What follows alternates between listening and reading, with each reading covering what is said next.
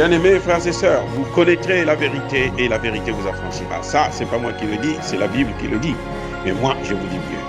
Vous connaîtrez la vérité historique, notamment celle de vos ancêtres kémites, et vous aurez une vision globale de ce que c'est que la vraie souveraineté politique. J'ajoute, vous reviendrez à la spiritualité africaine ancestrale et vous comprendrez les enjeux de l'indépendance économique. Et pour terminer, vous accepterez votre identité culturelle kémite et vous obtiendrez deux choses. La première, c'est la paix. La seconde, c'est le développement, à une condition. L'unité de toute l'Afrique noire, l'unité de tous les Noirs du monde entier. Otep à tous, bienvenue sur la chaîne des panafricanistes par essence, par conviction et par excellence. Celle des citoyens kémites, par nécessité et obligation de combat. Nous sommes une chaîne qui n'est guidée que par nos ancêtres et rien que par les ancêtres qui appartiennent à l'égrégore du monde noir. Par conséquent, nous ne croyons en aucun Dieu venu de l'étranger. Toutefois, cette vidéo n'est aucunement destinée à inciter à la haine ou à la violence, car nous menons un combat qui est d'abord et avant tout spirituel, intellectuel et démocratique.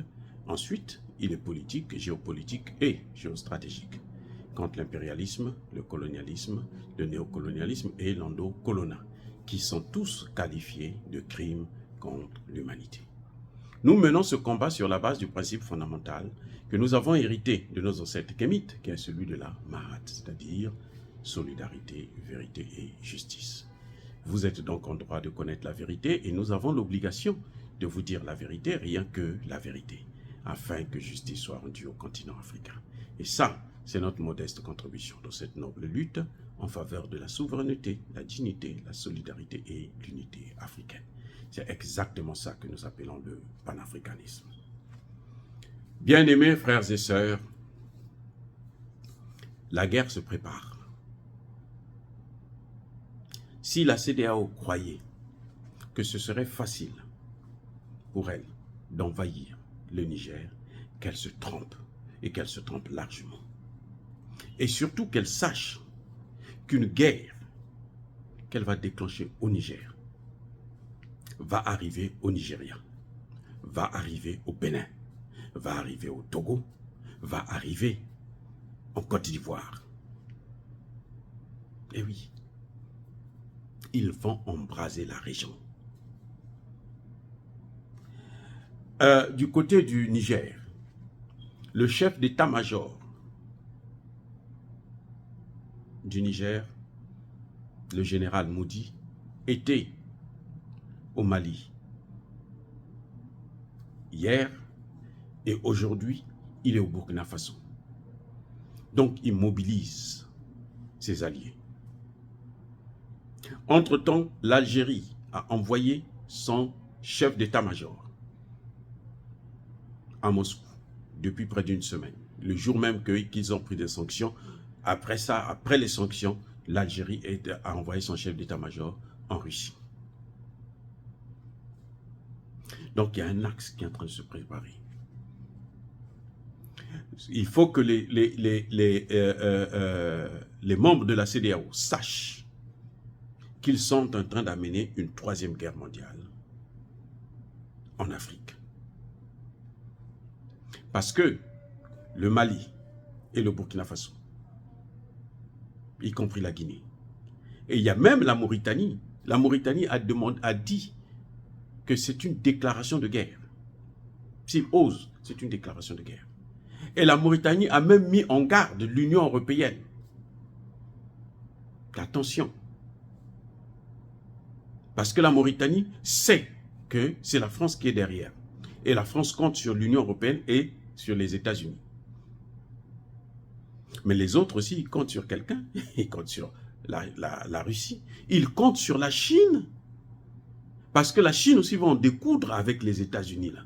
Ils comptent sur l'Iran. L'Iran aussi veut en découdre avec les États-Unis. Ils comptent sur la Corée du Nord. La Corée du Nord veut en découdre avec les États-Unis. La Corée du Nord a des missiles intercontinentaux. C'est-à-dire qu'elle n'a pas besoin de se déplacer, venir au Niger ou aller aux États-Unis. Non, elle peut, depuis la Corée, là, elle envoie ça directement aux États-Unis. Elle ne va pas envoyer en Afrique, elle va envoyer aux États-Unis. Parce que c'est là que cette guerre-là pourra arriver aux États-Unis. Ce que les Américains sont en train d'ignorer, c'est ça. C'est que si ça s'embrase là, cette fois-ci là, les Américains là, leur sol là, sera atteint. On ne joue pas avec l'Afrique. Ils ont assez joué avec le continent africain, mais qu'ils sachent que le continent africain, c'est le berceau de l'humanité. Ce Dieu-là qui a créé ce continent-là, en premier, il ne laissera pas les Africains comme ça. Et les Américains ne pourront pas continuer à aller, ils vont tuer des gens dans les autres pays, et puis eux ici, là, ils dorment tranquilles. Non. Vous allez voir, ça peut arriver, et c'est fort probable que ça arrive. L'Iran a des missiles qui vont jusqu'à 1000 km.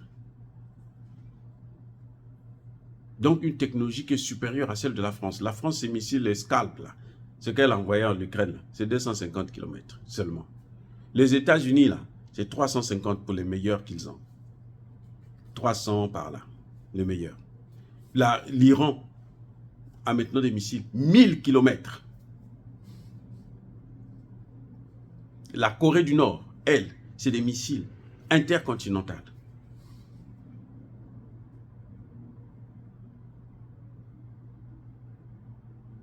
Donc, vous voyez, ça dit que la CEDEAO risque de mettre elle-même les mains sur la tête. Parce qu'il ne faut pas que le Nigeria puisse penser qu'ils vont venir bombarder le Niger et les Nigériens vont seulement encaisser les coups. Non, leurs alliés là, ils vont aussi attaquer le Nigeria. Et le Nigeria a une armée divisée. Hein. Il ne faut pas l'oublier. Parce que pour arrêter la guerre, il faut attaquer l'autre, non? Vous savez qu'il vient du Nigeria, vous attaquez le Nigeria. Il vient de la Côte d'Ivoire, vous attaquez la Côte d'Ivoire. Il vient du Bénin, vous attaquez le Bénin. Il vient du Togo, vous attaquez le Togo. C'est ça le problème. Donc quand le général Modi est en train de faire la visite, c'est parce qu'ils savent, ils vont se rencontrer. Pendant qu'eux, ils ont leur chef d'état-major qui se rencontre, non? On va voir.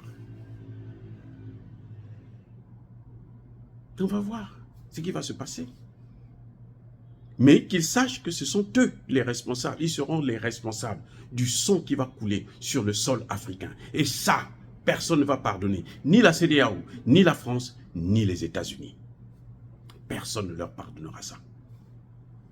Et c'est là que nous chercherons tous les moyens possibles pour se débarrasser définitivement sur l'ensemble du continent africain.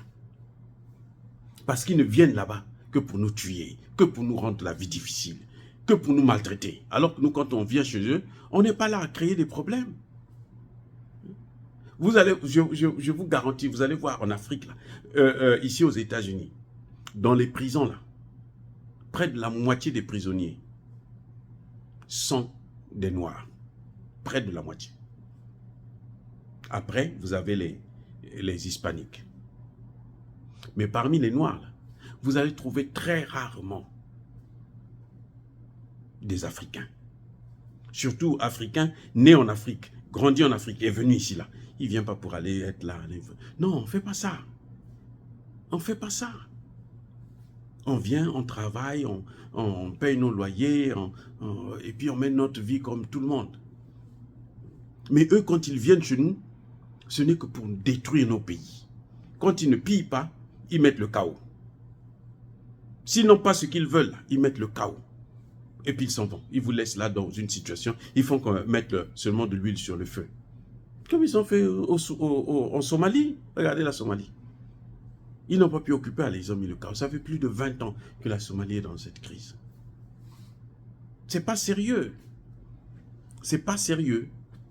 Et la CEDEAO a le toupet là de prendre encore des décisions. Bon, nous on va attaquer. On va attaquer. Ils ne sont même pas capables de se nourrir. La CEDEAO, là, elle n'est pas capable de nourrir son institution. Je veux dire qu'elle n'est pas capable de financer le fonctionnement de la CEDEAO. Il faut que les pays européens puissent leur donner de l'argent. Vous voyez un peu des gens comme ça, comment ils sont bêtes. Mais ils ont quand même l'argent. Tous les pays de la CEDEAO, là, il y a le terrorisme au Togo, il y a le terrorisme au Bénin. C'est pas trop fort parce que les Occidentaux, là où ils croyaient qu'ils allaient s'installer, mettre des bases au Mali, au Burkina Faso, ça a échoué. C'est pour ça qu'eux, ils sont en train de danser.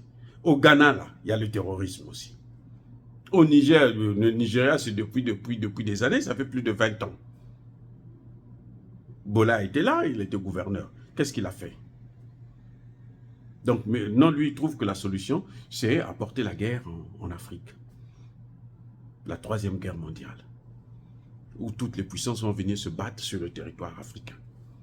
On lui a dit que l'espace que nous avons là, c'est un espace de guerre. Ils sont déjà, nous, on est devenus leurs poubelles. Leurs déchets radioactifs, là, ils amènent ça chez nous.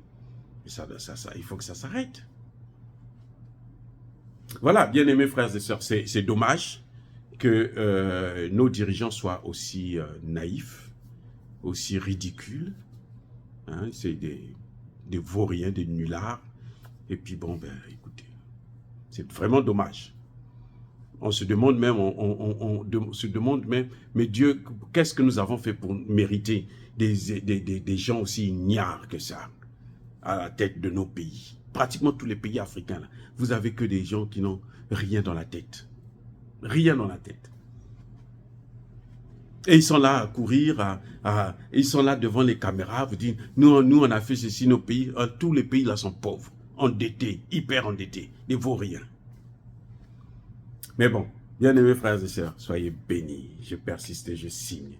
Soyez abondamment bénis par le Dieu des Kémites, mais que tous ceux qui persécutent le continent africain le pillent et le déstabilisent.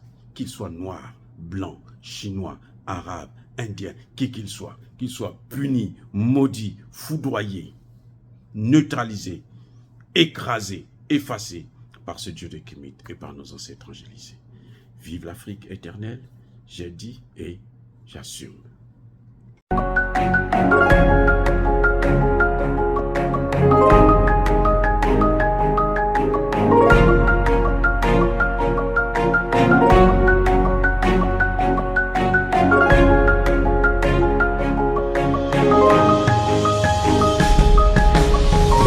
Eux, ils marchent par la foi et non par la vue.